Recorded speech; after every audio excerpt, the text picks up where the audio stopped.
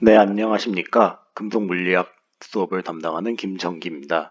이제 어느덧 금속물리학 수업도 거의 막바지에 다다랐습니다. 이번 학기 비대면 수업으로 진행을 한다고 여러분들도 힘들고 저도 사실 굉장히 힘들었었는데 얼마 남지 않았으니까 조금만 더 힘내보도록 하겠습니다. 자, 그래서 우리가 이번 학기 동안 배운 내용에 대해서 간단하게 한번 요약을 하고 넘어갈게요. 결국 이런 그 기본적으로 우리가 전이의 움직임이 어떻게 나타나는지에 대해서 한번 배웠고, 이 전이의 움직임에 영향을 주는 요소가 뭐죠? 미세 조직이죠. 자, 그래서 미세 조직이 이제 형성되는 기구가 확산, 그리고 그거의 확산이랑 그거에 관련된 재결정, 그리고 이제 재결정 후에 네, 재결정과 같은 여러 가지 반응들이 있고, 이 재결정에 의해서 최종적으로 나타나는 게 뭐죠? 특정한 상이랑 그리고 속출물이 나오게 될 것입니다. 그래서 이런 각각의 미세 조직 요소들이 결국에 영향을 미치는 게 뭘까요? 재료의 특성에 영향을 미치겠죠. 그래서 이런 특성에 관해 이제 남은 시간은 이 각각의 미세 조직이 재료의 특성에 어떤 영향을 미치는지에 대해서, 특히 재료 강도 그리고 파괴에 어떤 영향을 미치는지에 대해서 배워볼 겁니다. 사실 이 금속물리학 수업 자체가 원래는 3학년 수업보다는 2학년 수업에 조금 더 적합한 과목이에요. 우리가 왜 그렇게 되냐면은 일반적으로 우리가 코스웍에서 2학년 1학기 정도에 그 재료공학, 네, 재료공학을 배우죠. 요게 이제 제일 기본 과목이죠. 우리가 흔히 배우는. 그리고 이제 2학기가 되면은 조직학을 배우고, 네. 그리고 3학년 때 보면은 지금 여러분들이 배우고 있는 과목들 쪽 요약해 보면은 인력학 수업 있고, 그리고 상변태 수업 있고, 그리고 강도학 수업 있잖아요. 그렇죠? 이렇게 세 가지 수업이 있는데, 연력학의 경우 이제 재료의 확산과 이제 그 재결 확산 같은 연력학적 반응에 대해 연력학적 계산에 대한 기본적인 원리에 대해서 배우게 되고, 그리고 상변태 같은 경우는 상과 석출물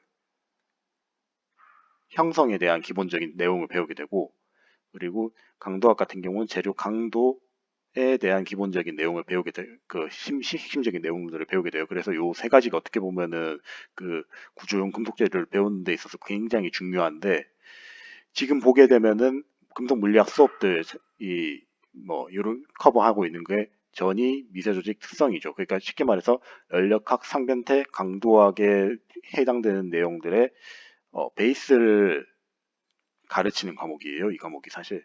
그래서 원래는 그 물리학 과목이, 네, 요쪽 2학년 2학기에 들어가서 얘를 먼저 배우고 이것들을 배워서 좀 이해가 될 수 있도록 수업이 돼야 되는데, 이게 지금 현재 커리큘럼상 이게 3학년 1학기에 있다 보니까 어, 여러분들이 수업을 듣는데 좀 약간 애로사항이 좀 많이 존재할 것 같아요.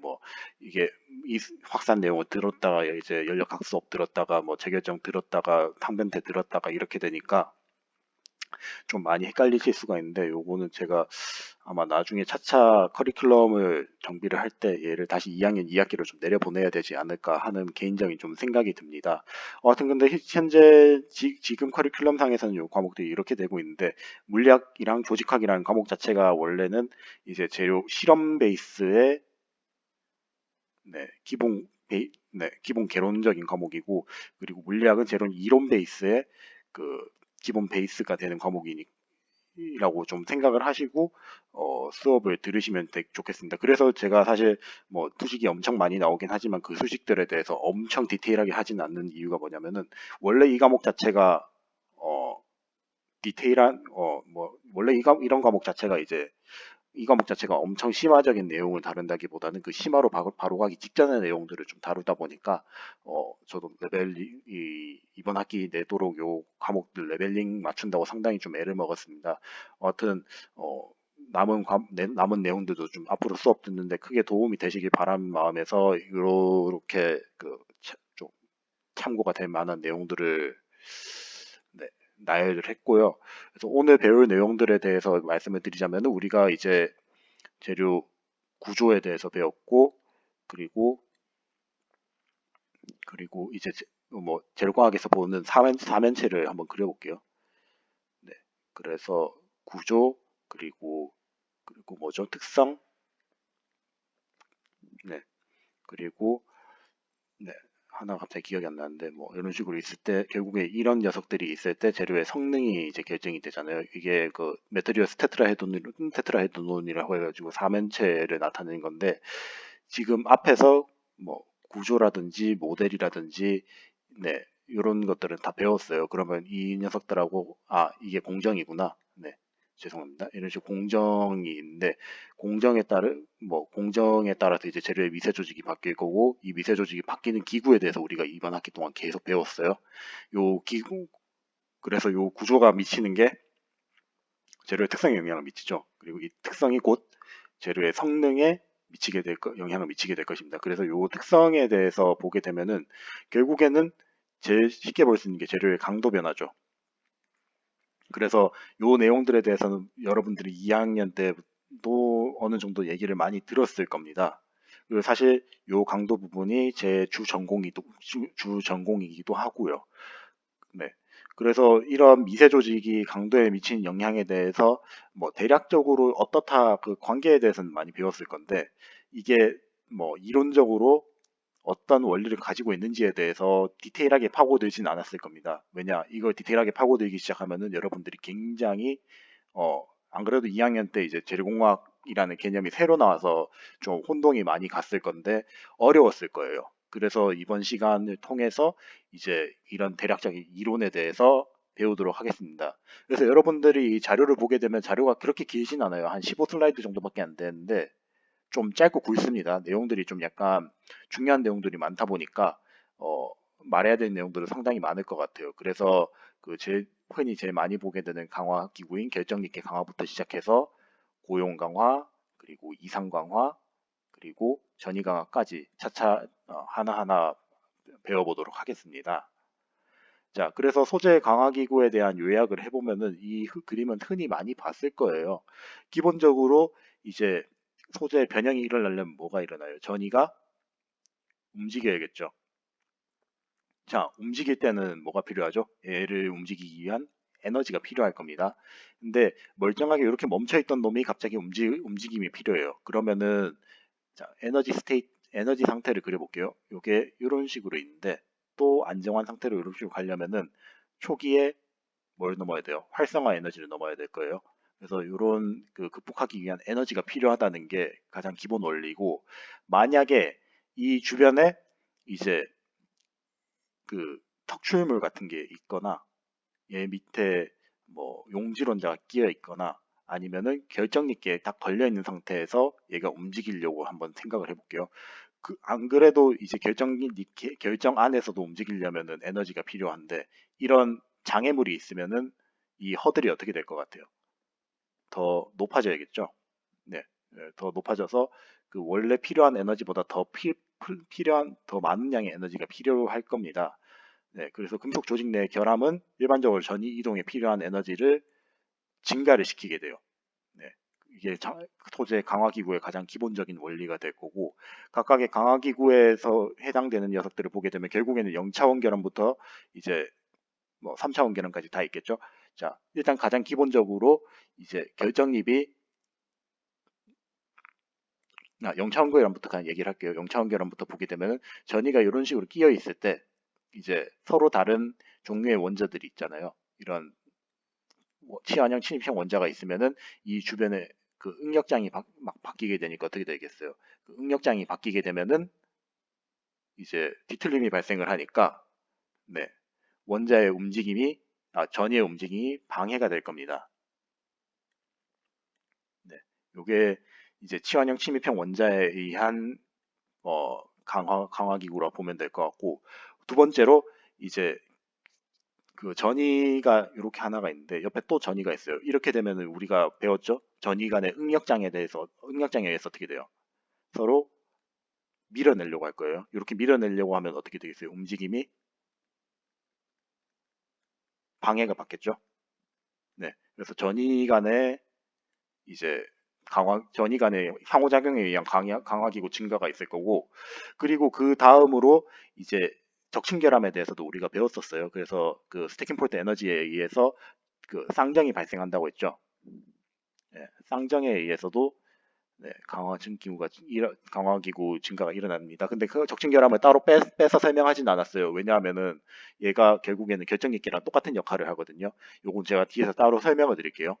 그리고 그 제 대표적인 전이가 결정력기에 걸리면 당연히 이동이 방해가 되겠죠. 그래서 결정립에 의한 이제 강화기구가 형성되고, 마지막으로 석출물이 중간에 끼어 있으면 전이가 어떻게 돼요? 움직임이 방해가 되겠죠. 그래서 석출물에 의한 강화 현상 역시 나타날 겁니다. 그래서 0차원부터 1차원, 2차원, 3차원까지 네, 다차원에서 그 소재의 강화기구는 발생할 수 있다라는 거를 먼저 이해하시기 바랍니다. 그래서 제 대표적인 결정립계 강화 현상부터 차차 한번 학습해 보도록 하겠습니다. 자, 결정립계 강화 현상에 의해서 강도가 증가하는 거는 여러분들이 2학년 때도 배웠을 거예요. 그래서 결정립이 작아지면 작아질수록 네, 강도가 증가한다. 요 이론은 여러분들이 봤을 거예요. 자, 근데 이게 왜 그런 원리에 의해서 강도가 증가하는지에 대해서는 어, 아마 자세하게 파고들지는 않았을 겁니다. 왜냐하면은 어렵기 때문에 그래요. 네, 그래서 뭐 네, 요 부분에 대해서 좀 설명을 하고 넘어가자면은 일반적으로 이제 결정립이 하나가 아니죠, 우리. 결정립이 여러 개가 있을 거예요. 이런 결정립이 여러 개가 있을 때 그 다결정 소송 변형이라고 해서 이 결정립들이 많은 상태에서 그 소송 변형이 일어나는 걸 말하는 거예요. 이때 모델을 그 SCB라는 할아버지가 만들었어요. 이분 아직 살아 계십니다. 네, 살아 있는데 이분이 어떤 말을 했냐면은 거시적으로 이제 균일한 변형이 쭉 발생한다고 가정을 해볼게요. 그러니까 이렇게 크게 쉽게 말해서 우리가 인장시편을 이렇게 당겼어요. 당기게 되면은 결정립들이 어떤 결정립은 이런 식으로 배열이 되어 있을 거고 어떤 결정립은 이런 식으로 배열이 되어 있을 거예요. 맞죠? 네. 그렇게 되면은 이제 뭐 서로 다른 방위에서 이제 슬립이 쭉 발생을 하게 될 건데 이 슬립이 발생하면 결국에는 뭐가 형성이 되는 거예요? 전이가 형성되는 거죠. 네. 그래서 이런 전이들이 형성이 돼서 쭉 이제 이동해가지고 보면 결국엔 이 결정립계에 걸리겠죠. 근데 결정립계에 걸리게 되면은 이런 전이들이 축적이 되겠죠. 축적이 돼서 뭐 안쪽에 기공이 형성되거나 뭐 그렇게 될 수도 있을 거예요. 왜냐하면 전이가 뭐 이렇게 뭐 100개 뭐 전이가 하나의 두께가 평균적으로 한 4나노미터 된다고 하는데 얘가 100개 정도 끼었다고 하면은 얼마예요? 400나노죠. 무시할 수 없는 양입니다. 그래서 기공이 형성된다고 가정을 할 수 있는데 이거는 굉장히 비현실적이죠. 그래서 실제로 이걸 보게 되면은 뭐 이런 식으로 그러니까 처음에 말했던 이론이 바로 이런 거예요. 이렇게 식으로 슬림이 발생하게 되면은 얘네들이 결정기계가 쭉 갈라지면서 네, 이런 식으로 이제 기공이 형성될 수가 있다는 거. 네, 요게 이제 SCP 할아버지가 처음에 이상 말했던 이론인데 요거는 되게 비현실적이죠. 그래서 이 할아버지가 이 말도 안 되는 그러니까 이 말도 안 되는 현상을 좀 약간 실질적으로 이런 현상이 안 일어나니까 이 현상을 커버하기 위해서는 이제 결정립계에서 이런 움직임을 보완하기 위해서 커버할 수 있는 전위가 필요하다고 이론을 짰습니다. 요게 뭐냐면은 바로 geometrically necessary dislocation이라고 해가지고 그 형상학적으로 필요한 전위라고 이제 보시면 됩니다. 이게 뭔 뜻이냐면은 자 일반적으로 이제 얘네들이 그 슬립이 일어나면 결정립들이 막 뒤틀리겠죠. 그 뒤틀리는데 그 뒤틀린 정도만큼의 전위가 형성이 된다면 어떻게 되겠어요? 그 뒤틀림이 완화가 되겠죠. 그렇죠. 원래는 이게 전이들이 다 통과를 해버려가지고 이게 전부 다 그 그만큼이 움직여야 되는데 지금 그게 전이들이 이런 식으로 결정립계에서 끼어 있으면은 그만큼의 움직임들이 좀 다 그쪽 전이의 상쇄가 된 거잖아요. 맞죠? 네. 그래서 그런 상쇄가 일어나게 하는 역할을 하는 게 바로 이 Geometrically Necessary Dislocation이고, 그 실제로 이제 우리 뭐 저번 학기에 조직학 수업 때도 얘기했지만 EBSD 같은 걸 보게 되면은 그 KAM이라고 해가지고 그 미스오리엔테이션 보는 게 있거든요. 미스오리엔테이션을 보게 되면은 네, 결정립계 주위가 보면은 상당히 빨간색으로 많이 집중이 되어 있는 경우가 있을 거예요. 이 빨간색으로 집중이 되어 있는 가장 큰 원인이 이 소성 변형이 됐을 때의 이런 그 보이드에 의한 움직임이 말이 안 되기 때문에 이걸 커버하기 위해서 전이가 꼈다라고 이제 해석을 하면 되겠습니다. 네, 자 그래서 그 0.5 tm 이상의 온도에서는 이제 그 0.5 tm 이상의 온도에서는 결정이 미끄러짐 현상에 의해서 이제 크리프가 발생을 하게 되는데 이런 죄송합니다. 이게 그 이런 크리프 현상이 발생을 하게 되는데 그 상온에서는 어 이런 현상들이 잘 일어나요. 근데 그 0.5 tm 이상의 고온에서는 그 얘네들이 처음에는 이런 식으로 전이들이 잘 잡혀 있는데 전이들이 온도가 높아지면 어떻게 돼요?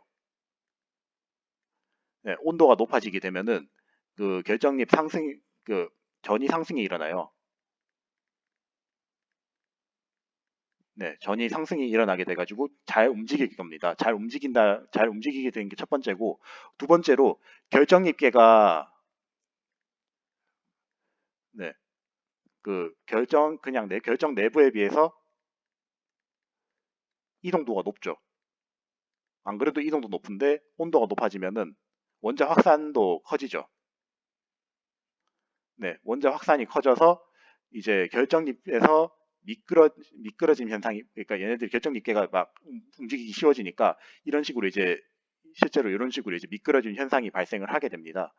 그리고 또 한 가지 이제 우리가 주의를 해야 되는 게 뭐냐면은 어 만약에 이게 편석이 형성되면은 이런 식으로 이제 전이가 축적이 됐어요. 축적이 되면은 기본적으로 이제 전이 주변에 어 정합이 정합성이 떨어지잖아요. 왜냐하면 원래 우리가 정합성이라고 얘기를 하는 게 결정이 이런 식으로 유지가 돼 있어야 되는데 이 결정 안에 견이가 끼어 있으면 이게 다 뒤틀리는 거잖아요.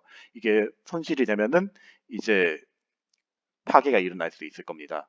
하여튼 그래서 요거 두 개는 이제 특수한 경우의 케이스고, 일반적인 경우에 상온에서 이런 식으로 이제 이런 식으로 이제 전이가 끼이게 되면은 전체적인 전이 이동이 방해가 되죠. 그렇죠?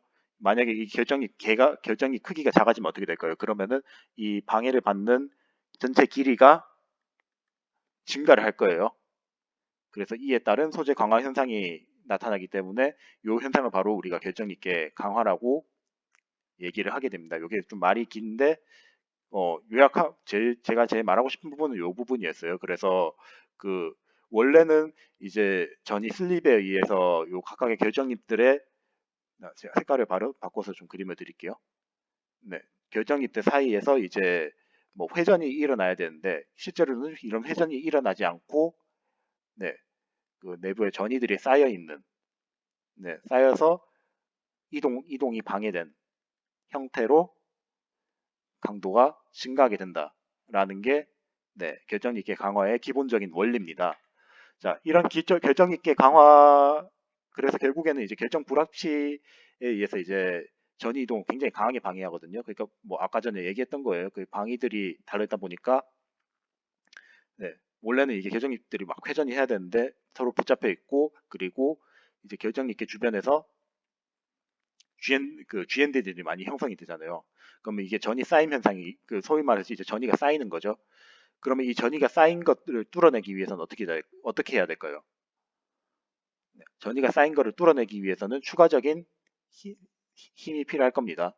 그래서 추가 응력이 필요해지게 되고 이때 네, 그게 바로 이제 우리가 흔히 보게 되는 홀 패치 시기라고 보시면 될 거예요. 자, 그래서 다결정에서 소송 변형 같은 경우는 이제 그 결정 방위에 따라서 이게 약간 좀 편차가 발생을 하긴 하는데, 여하튼 이제 요 방위 관계에 따라서 이제 변형률 집중 현상의 차이가 나거든요. 근데 일반적으로 이제 그 그 얘네들이 방위각이 평균적으로 틀어진 각도들이 있을 거 아니에요. 맞죠? 그 평균적인 틀어진 각도의 결과를 보여주는 게 바로 응력 변형률 곡선입니다. 그래서 뭐 이게 뭔 뜻이냐면은 뭐 어떤 건 한 5 정도 틀어져 있고 어떤 건 한 60도 틀어져 있고 어떤 건 한 50도 틀어져 있고 막 그런 식으로 각도들이 다 다를 거예요. 다른데 일반적인 재료에서는 뭐 5도 정도 틀어져 있는 것들보다는 이런 식으로 틀어져 있는 것들이 더 많으니까 이런 평균치를 나타낼 수 있는 그 응력 측정법이 필요할 겁니다. 그러면은 그냥 결정립들이 많이 몰려 있는 어떤 특정 재료를 그냥 당기면은 되겠죠. 네, 요 방법이 바로 그 응력 변형률 곡선 요 일반 인장 시험에서 의해서 얻어낼 수 있는 데이터가 바로 응력 변형률 곡선이라고 보시면 되겠고, 그리고 이제 이 응력 변형률 곡선에서의 나타난 응력하고 이제 결정립 사이의 결정립 크기 사이의 관계를 보여주는 식이 바로 우리가 흔히 아는 홀 패치 식이라고 보면 됩니다. 그래서 홀 패치 식에 대해서는 아마 여러분들이 많이 봤을 거예요. 뭐 시그마 y는 시그마 제로의 뭐 요게 그 항복 강도 상수랑 이제 결정립 크기인데, 네, 이런 관계를 가지고 있다는 거고, 실제로 이제 이런 특징 같은 경우는 네, 모든 재료에서 다 유효합니다. 그래서 뭐 단상 재료에서 보게 되면은 전부 다 결정리 크기의 마이너스 0.5, 네, 여기 d 마이너스 0.5거든요. 가려서 잘 안 보이겠지만 d 마이너스 0.5에 선형적으로, 네, 다 선형적으로 비례합니다. 물론 이 기울기는 다르겠죠. ky 값이 다를 거니까. 네, 이런 식으로 차이가 난다는 거를 알아두시면 좋겠어요. 자, 그래서 요걸 이제 이거를 유도하는 방법에 대해서 제가 좀 간단하게 설명을 드릴게요. 원래 이제 우리가 그 모든 계산을 할 때 쉽게 계산하려면은 단결정을 기준으로 시작하죠. 단결정의 그 리졸브드 시어 스트레스 어떻게 계산해요? 이거는 제가 첫 시간에도 제가 말씀드렸어요. 타우는 시그마 사인 x의 사인 람다라고 해가지고 요 원기둥 해가지고 그 여기 그 슬림면이 이렇게 있으면은 여기에 접선이 이제 뭐 하이 요거, 네, 요 면이 이제 람다라고 해가지고 이 카이랑 람다의 각도랑 요 당겼을 때 응력 시그마로, 네, 우리가 요거를 정의를 했어요. 자, 이때 그 사인 코사인 람다가 이제 특정 팩터가 될 수 있어요. 그래서 오리엔테이션 팩터라고 이제, 네, 우리가 가정을 할 수 있는데, 요게 단결정에서는 이제 슈미드 팩터의 역수라고 해가지고 이거 요 면에 걸리는 이제 사인 카이랑 코사인 람다로 이제 정의가 가능한데, 실제로 이제 우리가 하지만 이게 다결정에서는 우리가 이거를 정의를 할 수 없죠. 어떤 결정립은 뭐 이렇게 돼 있을 거고 어떤 결정립은 이런 식으로 이제 방향이 다 다른데 이거를 일일이 다 정할 수가 없어요. 그래서 이걸 퉁치기 위해서 에버리지 오리엔테이션 팩터라고 해가지고 각각의 결정 구조마다 요게 좀 정해져 있어요. 뭐 한 가지 예를 들자면 FCC는 한 3.1 정도 됩니다. 그래서 그 시그마는 3.1 타우의 관계를 가지고 있다라고 보면 돼요. 네, 이런 식으로 이제 관계가 있다는 거 정도 알아두시면 될 것 같고, 그리고 그리고 이제 다계정 같은 경우는 단결정과 달리 슬립계가 하나만 작용하는 게 아니죠. 여러 개가 동시에 작용할 거예요. 뭐 FCC 같은 경우는 뭐 12개 작용하고 막 그렇게 될 건데, 이 12개 작용하는 거는 그냥 이런 식으로 합으로 정의를 할 수 있을 거예요. 근데 만약에 근데 이런 슬립계들이 뭐 일반적으로는 하나만 작용할 수도, 뭐 12개 있다 하더라도 이제 크리티컬 시어 스트레스에 다 도달하지 않으면 작동 안 하잖아요. 그래서 한두 개 정도만 작동을 할 수도 있을 건데, 만약에 이게 모든 슬립계에서 작동을 하게 될 경우에는 요 에버리지 오리엔테이션 팩터랑 동일한 값만큼의, 네, 요런 일이 작용을 한다라고 아시면 될 거예요. 그래서 요런 게 고려가 돼서 요 값이 나왔다라는 것만 알아두시면 될 것 같습니다. 자, 여하튼 그런 식으로 이제 다중 슬립이 발생할 경우에는 이제 이런 식의 관계가 나타나겠죠. 그 M 에버리지 타우가 이런 식으로 나타날 거예요. 그리고 이제 시그마는 E 입실론이고, 그리고 타우는 뭐 G 감마인데 요게 그 역수로 변환하게 되면 이런 식으로 이제 식의 관계가 나타나게 될 거고, 네. 이때 가공 경화, 이때 이제 그 입실로에 대해서 미분을 하게 되면은 이런 식의 식이 발생을 하게 됩니다. 이 위에 두 개 식에 의해서 한번 대입해 보시면 바로 나올 거예요. 자, 그래서 결정립계에 이제 n개의 전이가 쌓일 때, 네, 이렇게 되면 이제 요 앞에 식들은 그냥 이렇게 있다고 가정을 하고 뒤에서 한번 추가적으로 설명을 드릴게요. 자, 만약에 이제 그 n개의 전이가 쌓일 때 소성 변형이 발생했다면은 그러면 임계 전달 능력이 어떻게 되는 거예요? 그러면은 원래 하나가 가지고 있는 전달 능력에 n개의 전이가 쌓이면은 이게 시작이 되는 거잖아요. 그럼 요런 식의 관계가 나타날 거고, 자, 이제 어 요때 이제 각각의 전이가 가지고 있는 응력장의 식이 있을 거예요. 네, 응력장은 이제 우리가 앞에서 배웠을 겁니다. 네, 요게 이제 뭐 4GB분의 파이 D라고 해가지고 파이 D의 네, 타우 S라고 해가지고 네, 이런 식으로 이제 식이 나오는데 이 부분은 그냥 일단 그렇다고만 알아두세요. 이거는 사실 원래 대학원 부분에서 좀 설명이 돼야 되는 건데 이거까지 여러분들이 이해를 하시기에는 조금 쉽지는 않을 것 같아요. 그래서 이런 식으로 이제 전달 능력에 대한 식이 발생을 하게 되고 이 전달 능력에 대한 식을 기반으로 해가지고 어, 변환을 하게 변환을 하게 되면 보면은 지금 여기 D라는 값이 들어가 있잖아요. 이게 지금 결정입의 크기거든요. 네. 요 크기를 이제 변화는 하여튼 전단 능력 크기 변환에 의해서 네, 요런 그 전단 능력에 대한 전단 능력과 결정의 크기에 대한 식이 나오고 그 앞에서 계산했던 이제 전단 능력과 이제 그 노멀 스트레스라고 하거든요. 그 인장 강도 간의 관계가 이런 식으로 나오기 때문에 네, 요거를 변환을 하게 되면 이런 식으로 식이 나타난다는 겁니다. 네, 그래서 이런 관계가 있다는 거를 기억을 해주셨으면 좋겠고, 그리고 이거보다 더 쉬운 방법이 있어요, 사실.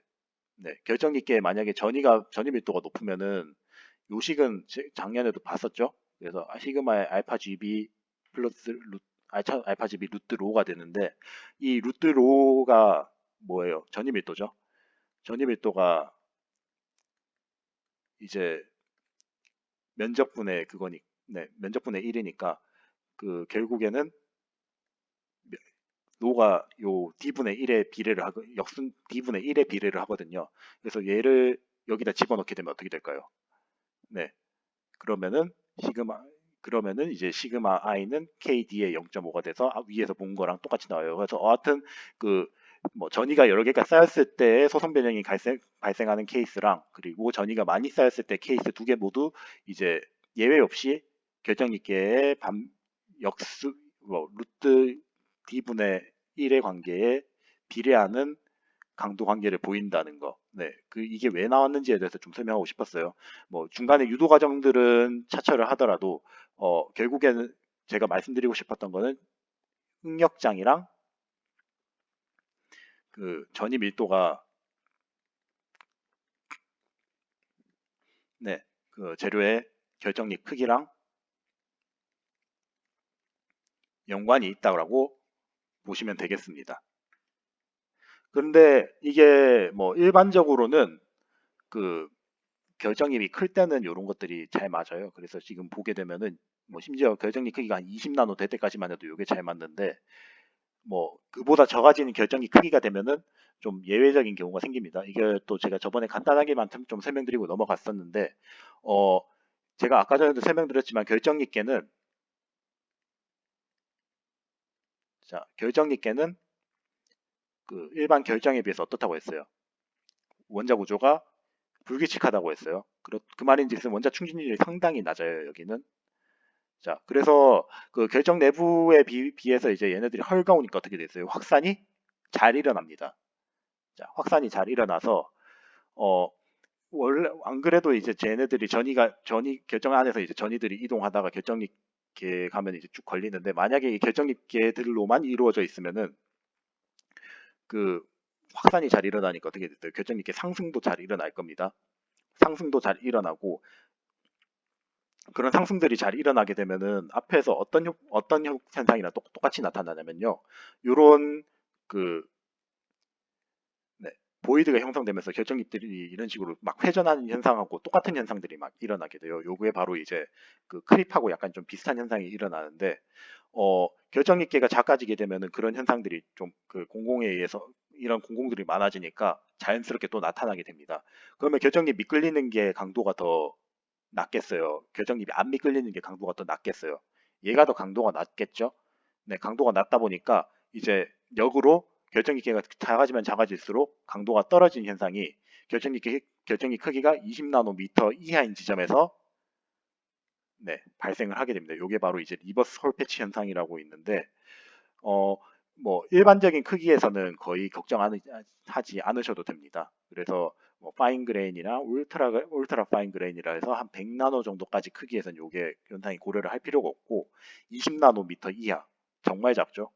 네, 저도 여태까지 이걸 해본 경우는 없어요.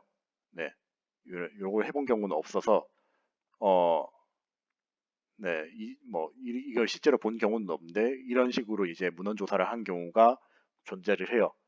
이런 식으로 보고를 한 경우가 되게 많습니다. 하여튼 이런 현상이 있다는 거에 대해서 왜 일어나는지에 대해서는 좀 알아주셨으면 좋겠어요. 결국엔 결정익계 영향이 되게 커져가지고 어, 충분율이 낮아져서 약간 그 공공에 의해서 결정익계 미끌림이 일어나서 네, 크리프랑 앞에서 봤던 이제 결정익계 회전이 일어나가지고 강도가 떨어지는 거라고 보시면 되겠습니다. 자, 두 번째로 이제 고용 강화에 대해서 제가 설명을 드릴게요. 고용 강화 같은 경우는 아까 전에 설명드렸듯이 치환형 고용체에 의한 강화 현상이랑 침입형 고용체에 의한 강화 현상이 있어요. 공통적으로 어떤 현상이 일어나냐면은 결정입의 크기가 그 원자의 크기가 다르기 때문에 어, 원래 있던 원자들이랑 크기 다르면 어떻게 될까요? 뒤틀림 발생하겠죠? 요 뒤틀림들이 발생을 해가지고 어, 원래 얘네들이 응력장 없이 전이의 응력장만 존재를 해야 되는데 얘가 응력장이 존재를 하니까 서로 간섭을 하겠죠. 네, 그래서 전이의 움직임이 방해가 돼서 강도가 높아지는 강화 현상이라 보시면 됩니다. 어, 뭐 침입형 원자도 마찬가지예요. 침입형 원자도 이런 식으로 이제 자기들이 이런 식으로 들어가서 이 안에 격자 간의 상수를 벌려줘가지고 강도가 높아지는 현상이에요. 그래서 만약에 그래서 결국에 원자 크기 차이랑 격자 뒤틀림에 의해서 이제 국부적인 응력장이 발생하고 이제 강화 현상이 발생을 하는 건데 만약에 치환형 원자 케이스에 대해서 한번 얘기를 해볼게요. 치환형 원자가 이제 시계가 있다고 하면은 이제 단위 격자당 이제 시계의 원자가 있는 거예요. 그래서 C만큼 이제 농도가 되겠죠. 이 농도랑 이제 얘 원자 크기가 있잖아요. 얘 원자 크기가 다르면은 그만큼의 변형률이 생기겠죠. 이 변형률 크기만큼이 이제 변수가 돼가지고 재료 강도에 영향을 미치게 되는 겁니다. 자, 그래서 그 GB가 있으면은 요건 두 개는 디폴트예요. 뭐 전단계수랑 버거스 벡터는 이 두 개는 디폴트고 이제 재료의 농도랑 이제 국부 변형률 차이가 이제 전단 강도의 증가에 영향을 미친다라고 아시면 될 것 같고 결국 이 식에서 알 수 있는 게 뭐예요? 전단 용질 농자 원조가 농도가 증가를 하고 치환형 고용체 사이에서의 원자 크기 차이가 크면 클수록 강화가 증가한다는 겁니다. 네. 그래서 고용 강화 같은 경우는 어, 네. 그래서 그래서 이런 게 이제 가장 기본적인 원리인데 이 이외에 이제 이외에도 이제 전이와 다양한 방법으로 상호작용이 가능해요. 이제 아까 전에 제가 말했던 방법과 말했던 거는 이제 탄성작용에 해당하는 건데 이제 얘네들 사이에서 미스핏에 의해서 응력장 형성돼서 이동이 방해가 되는 게 첫 번째 가장 기본적인 작용이라 생각하시면 되겠고 어, 각각 그 원자 타입에 따라서 방해하는 기구가 달라요. 치환형 원자 같은 경우는 이제 칼날 전이의 이동을 방해를 하고 침입형 원자는 이제 칼날이랑 나선 전이 둘 다 이동 방해할 수 있다는 거. 요거는 기억해 주시면 좋겠어요. 그리고 두 번째로 이제 용질 원자가 추가되게 되면은 그 약간 순금속이랑 이제 용질 원자가 있으면은 탄성이랑 전단 계수가 똑같을까요, 다를까요? 얘네들 첨가되면은 전단 계수가 바뀔 거예요. 그렇죠? 이 전단계수가 바뀌게 되면은 원자들 원래 이제 이게 이런 식으로 전단계수가 있으면은 전단계수가 높으면은 얘네들 사이에서 이제 어떻게 돼요? 얘네들 막 벌어지기 위해서 더 많은 에너지가 필요할 건데 얘네가 떨어지게 되면은 이 전위 주위에서의 응력장이 감소를 한다는 거예요. 이 감소를 하게 되면은 이제 감소를 하게 되면은 얘네들 사이에서 이제 이 원자랑 얘네들이 상호작용할 거리가 더 증가를 하게 되는 거죠. 그렇게 되면은 이제 원자들의 이동 거리가 원자들이 이제 순간적으로 이제 이 원자에 붙잡혀가지고 이동을 못하는 경우가 발생을 하게 돼요. 왜냐하면 에너지적으로 안정해지니까. 네. 그래서 이 응력장 감소에 의해서 이제 상호작용이 증가를 하는 것 때문에 이제 강도가 증가할 수 있고, 뭐 이거는 약간 좀 별개적인 거예요. 이건 스태킹 폴트 에너지 변화 일어나가지고 적층결함 일어나면은 이제 아까 봤던 결정입계 강화 현상이 더 증가를 하겠죠. 네, 그것 때문에 이제 강도가 증가하는 거 별개로 보시면 될 것 같고, 그리고 전기적 작용 같은 경우도 있긴 한데 얘는 사실 뭐 쌍극자가 형성된다고 하는데 그렇게 강한 효과는 아니니까 요거는 무시를 하셔도 되고, 그리고 또 한 가지 특징이 뭐냐면은 얘네들이 만약에 그 원자 AA 그리고 AB 간의 결합이 있을 때 그 AA 결합 AB 간의 결합 그 상호작용에 따라 가지고 그 SRO랑 에라로가 형성될 수 있다고 제가 앞 시간에 얘기했어요. 이거는 앞 시간에 얘기를 했는데 얘네들이 형성이 되면은 용질 원자들이 집중이 돼 있는데 이제 원래 결정 A가 있고 얘는 B에 해당되는 거잖아요. A에서 B로 해당되는 격자를 통과할 때 에너지가 똑같을까요? 에너지가 더 많이 필요할 거예요? 적게 필요할 거예요? 당연히 더 많이 필요할 거예요. 그것 때문에 이제 전위의 이동에 방해가 나타나게 돼서 이제 추가적인 강화 현상이 나타나게 됩니다. 그래서 총 네 가지 뭐 요거는 좀 애매하겠는데 요것도 그냥 그렇다고 이런 것도 있다고 생각하시면 될 것 같아요. 네. 그래서 총 네 가지의 작용이 있는데 탄성작용이랑 모듈러스 작용이랑 적층결함 작용 그리고 단범위, 장범위 규칙 작용 이렇게 네 가지 작용에 대해서 기억을 해주셨으면 좋겠습니다. 뭐 전기적 작용도 있긴 한데 요거는 그냥 되게 마이너한 거니까 그냥 5번에 두고 마이너한 거라고 좀 생각하시면 될 것 같아요. 그래서 이런 강화 현상, 이런 이제 고용 강화 현상에서 주로 나타나는 작용들이 이런 작용이 있다라는 거에 대해서만 좀 알아두시면 될 것 같고, 그리고 그 규칙 작용에서도 간단하게 말을 하고 넘어갔는데, 이게 규칙성이 있는 게 만약에 상처럼 알파상이랑 베타상이 있을 수 있잖아요. 자, 알파상, 베타상이 있으면은 이 알파상에서의 강도 시그마 1이랑 베타상에서의 강도 시그마 2가 같을까요? 다르겠죠? 네, 그래서 알파상, 베타상에서의 강도는 기본적으로 시그마 1, 시그마 2가 다르기 때문에 어, 이 두 상이 동시에 있는 재료에서의 강도가 어떻게 될지에 대한 예측이 상당히 중요할 거예요. 이거를 제일 쉽게 할 수 있는 방법이 뭘까요? 자, 알파상이 뭐 30%가 있고 베타상이 70%가 있어요.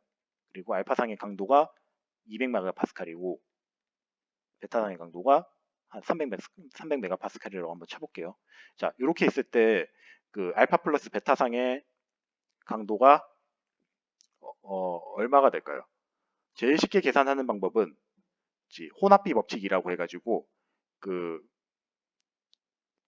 알파상의 시그마 1을 갖는 알파상의 분율과 그리고 시그마 2를 갖는 베타상의 분율 이 두 개를 곱을 해가지고 더하게 되면은 이제 시그마 알파 플러스 베타상의 강도가 될 겁니다. 물론 연신율도 마찬가지고요. 자, 그래서 그 요거를 계산을 해보게 되면은 0.3에 200 플러스 뭐 0.7에 300이 되니까 이게 60이고 이게 210이죠. 그래서 270 메가파스칼이 된다. 이런 식으로 이제 간단하게 선으로 떨어지는 게 바로 혼합비 법칙이에요. 그래서 뭐 F1 F1 2가 이쪽에 있고 F02가 이렇게 있으면은 이게 지금 F1 이꼴 100인 거고 이게 F1 이꼴 0인 거죠. 그래서 요 절반 중간에 있으면은 이 전체 강도의 중간을 따라간다는 게 이 혼합비 법칙의 가장 기본적인 원리예요. 단 연신율은 이렇게 계산하더라도 잘 안 맞게 돼요. 왜냐하면은 연신율 같은 경우는 대체로 강도가 큰 놈을 좀 더 잘 따라가요. 그래서 그 시그마가 조금 더 큰 애들이 있는데 얘가 연신율이 나쁘면은 이쪽을 좀 더 따라가는 경향이 있습니다. 그래서 그거를 좀 보정해주기 위해서 나온 혼합비 법칙이 뭐냐면은 바로 포스 베이스드 룰 오브 믹스처라고 해가지고 재료의 강도를 고려한 식이라고 생각하시면 되겠습니다. 그래서 뭐 이런 형식의 식이 나타나게 되는데 뭐, 네, 뭐 결국 이 식들을 이제 변환을 하게 되면은 이런 식의 식이 나타나게 돼요. 자, 앞에서 봤던 식에서 뭐가 추가됐죠? 그 강도 텀들이 추가가 됐고 요거는 뭐죠? 아까 봤던 요 강도죠. 네, 전체 강도 시그마가 나눠진 형태의 네, 요런 식이라고 보시면 되겠습니다. 그래서 시그마 F1, 시그마 1이 뭘 뜻하죠? 전체 시그마 중에서 시그마 1을 갖는 알파상의 분율이 이 정도를 영향을 미치고 그리고 시그마 F2, 시그마 2는 전체 시그마 중에서 F2 시그마 2의 영향을 받는 분율이 이렇게 된다는 걸 보정을 해준 식이라고 보시면 되겠습니다. 네, 이게 바로 입실론이에요. 네, 그 주로 이제 연신율 계산할 때는 이런 식으로 이제 계산을 한다는 것까지 알아두시면 좋겠어요. 그래서 그 혼합 결국엔 뭐 보시면 아시겠지만은 그러니까 여기는 그냥 단순하게 분율 기반이고 얘는 이제 강도 선분을 추가적으로 고려했다고 네, 보시면 될 것 같아요. 네, 그래서 이상 강화는 이런 식으로 좀 간단하게 정리를 할 수 있는데 단 이게 뭐 여러분 지금 레벨에서는 이런 식으로 좀 얘기를 할 수 있겠지만은 실제로는 이렇게 강도도 이런 식으로 잘 안 나와요. 왜냐하면은 이제 결정립이 큰 재료가 있고 작은 재료가 있어요. 네, 결정립이 작은 재료들이 있어요. 기본적으로 이 안에 결정립 안에서는 네, 결정립 강화가 일어나고 있을 겁니다. 근데 거시적으로 이걸 보게 되면은 자, 큰 녀석이랑 작은 녀석 안에 계면이 있어요.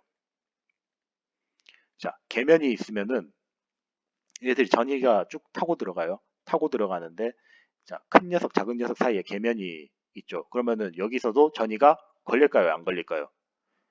걸리겠죠. 이 걸리게 되는 게 이제 거시적 약간 움직임이 어떻게 되냐면은 거시적인 결정력 강화처럼 네, 결정력 강화는 또 별개적으로 또 나타나요.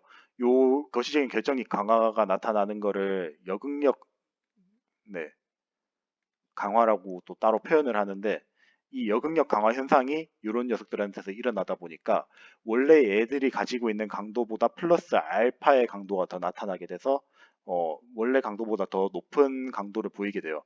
그래서 뭐 바이모달 구조나 이제 레이어드 구조 같은 특정 구조들을 가진 재료들의 경우 그 원래 그 혼합비 법칙보다도 더 높은 강도를 가질 수 있는 경우가 있습니다.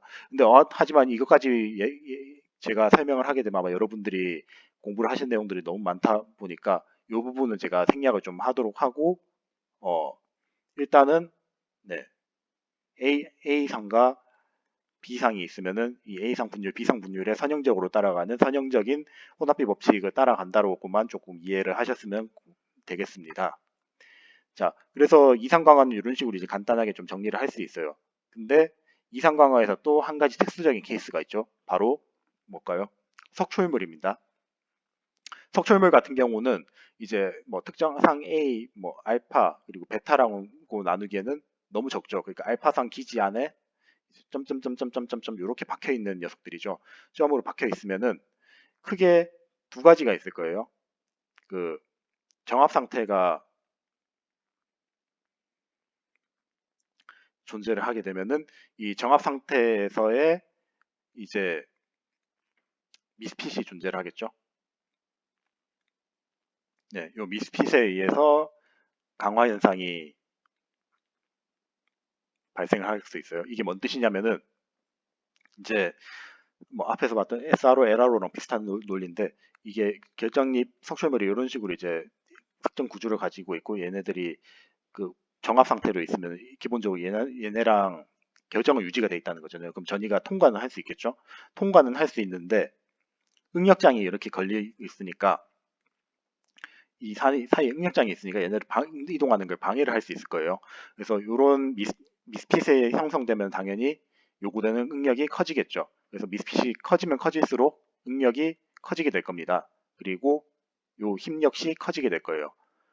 자, 그래서 그 데이터 시그마 일반적으로 이제 요 식을 이런 식으로 이제 데이터 시그마에 의해서 작성을 하게 되고, 그리고 네, 보게 되면 F가 이제 석출물 분율이 그 입실론의 크기는 입실론은 어떻게 정의할 수 있을까요? 그 전이 하나의 움직임이 버그 스펙터인데 요게 이제 격자 상수랑 거의 비슷비슷하잖아요. 이 격자 상수 값이랑 이제 요 석출물의 크기 R 값이랑 이제 비교를 하게 되면은 이 차이가 미스핏이 되겠죠.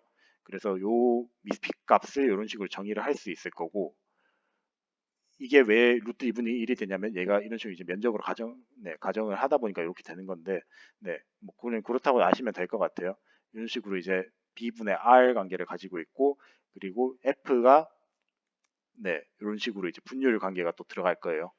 네, 그래서 앞에서 이거 요식 어디서 많이 보지 않았어요, 근데 네, 요식이 어디서 나온 거냐면은 이제 네, 요식 응용돼서 나온 거예요. 그래서 C 값이 네, 요거라고 생각하시면 돼요. 네. 네, 요게 C라고 생각하시고 요게 입실론이라 생각하시면 아마 생각하기 좀 더 편할 것 같아요. 그래서 뭐 B, R, F가 있는데 요게 좀 F가 있는데 요게 다 2분의 1로 들어가서 요게 C 2분의 1이라고 생각하시면 됩니다.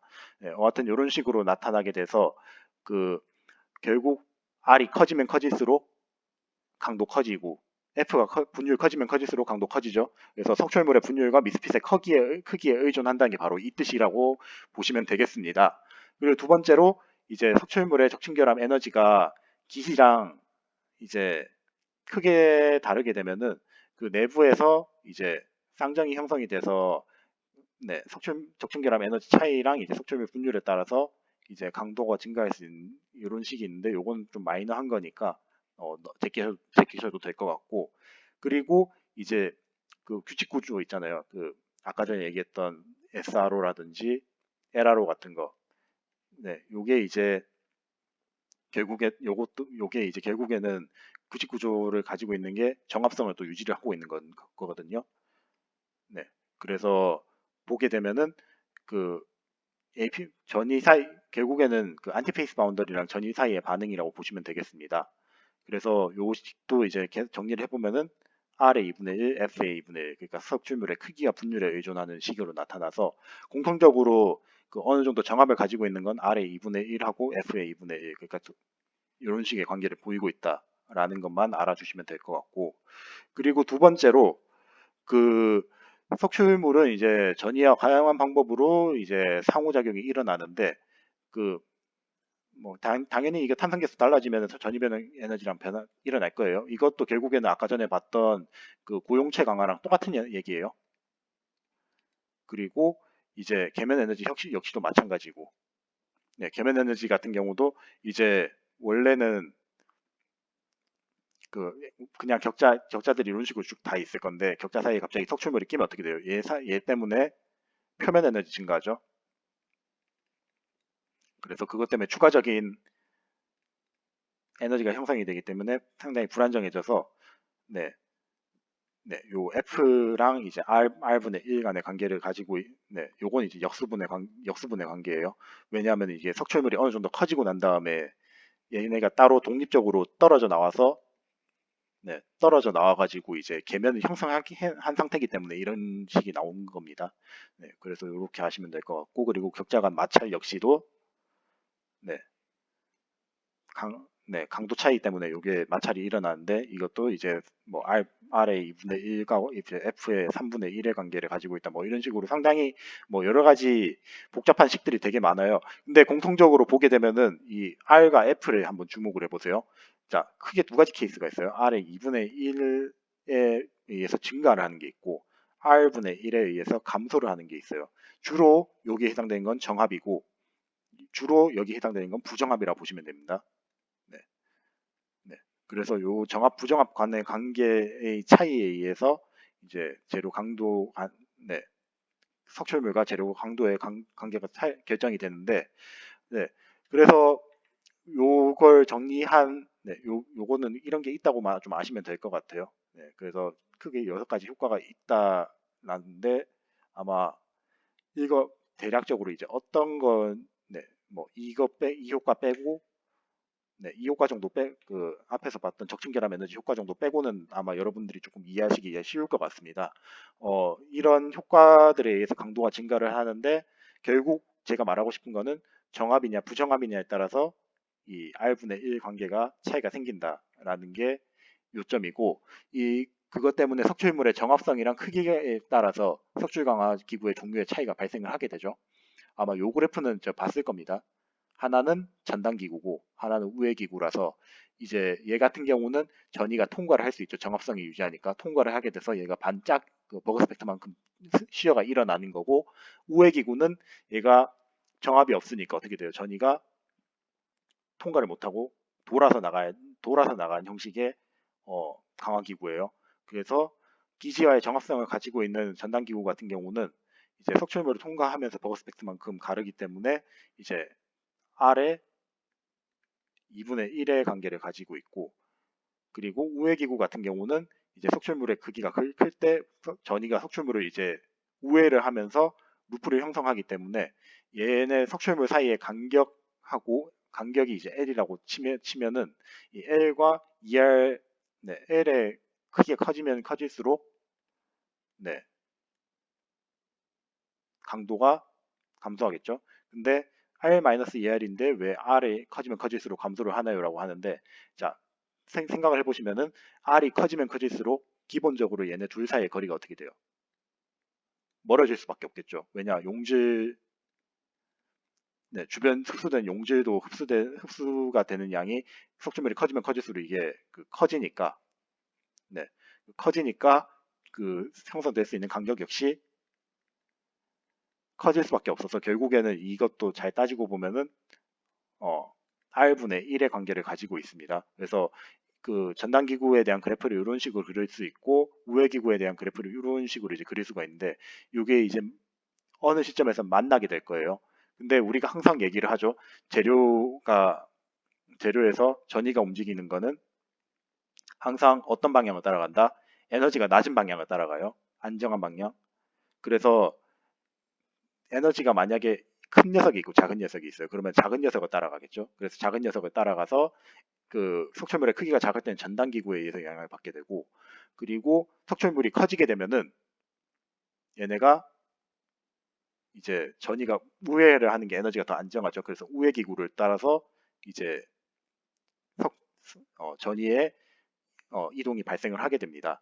그래서 각각의 기구에 의해서 일어나는 강화 현상이 어느 시점에서는 변화가 하게 되는데 이 시점을 임계 석출물 크기라고 생각하시면 됩니다. 그래서 이걸 RC라고 표현을 해요. 네, 그래서 결국 석출물 강화에서 핵심적인 내용은 정합 여부랑 이제 정합 여부인데 이 정합 여부가 석출물의 크기랑 연관이 있다는 거, 네, 그거 꼭 알아두셨으면 좋겠습니다.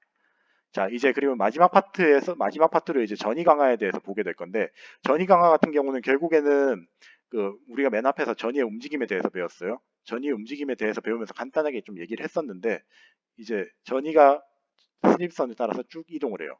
자, 이렇게 되면 어떻게 돼요? 이 사이에서 응력장들이 쭉 발생을 하겠죠. 네, 지금 보게 되면 뭐 밑에서도 전이가 쭉 발생을 하고 위에서도 전이 발생하면 요 사이에서 어떻게 돼요? 지금 응력장이 쭉 발생을 하게 될 거예요. 서로 반대 방향의 전이랑 상호작용이 일어나서 자, 그래서 에너지 장벽이 가면 갈수록 커지게 됩니다. 그럼 그 말인즉슨 이 응력장을 깨기 위해서 추가적인 에너지가 필요하다는 거죠. 네.